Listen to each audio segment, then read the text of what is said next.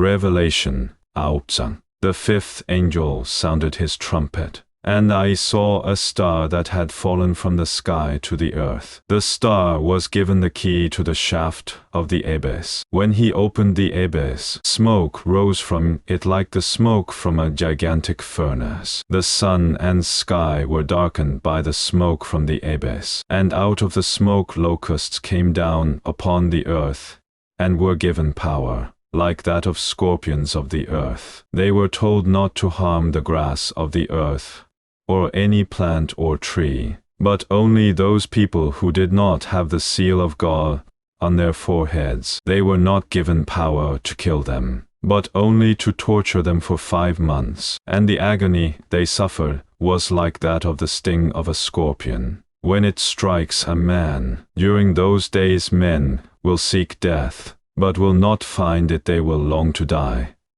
but death will elude them. The locusts looked like horses prepared for battle. On their heads they wore something like crowns of gold, and their faces resembled human faces. Their hair was like women's hair, and their teeth were like lions' teeth. They had breastplates like breastplates of iron, and the sound of their wings was like the thundering of many horses and chariots rushing into battle. They had tails and stings like scorpions, and in their tails they had power to torment people for 5 months. They had as king over them the angel of the abyss, whose name in Hebrew is Abaddon, and in Greek, Apollyon. The first woe is past, 2 other woes are yet to come. The sixth angel sounded his trumpet, and I heard a voice coming from the horns of the golden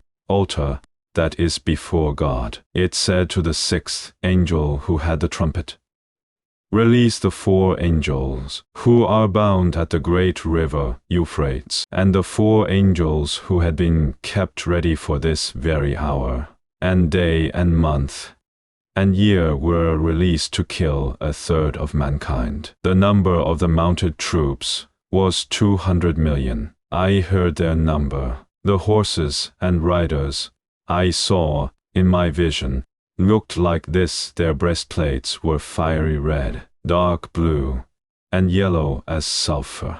The heads of the horses resembled the heads of lions, and out of their mouths came fire, smoke, and sulfur. 1/3 of mankind was killed by the 3 plagues of fire, smoke, and sulfur that came out of their mouths. The power of the horses was in their mouths and in their tails, for their tails were like snakes, having heads with which they inflict injury. The rest of mankind that were not killed by these plagues still did not repent of the work of their hands. They did not stop worshipping demons and idols of gold, silver, bronze, stone, and wood, idols that cannot see or hear or walk. Nor did they repent of their murders, their magic arts, their sexual immorality, or their thefts.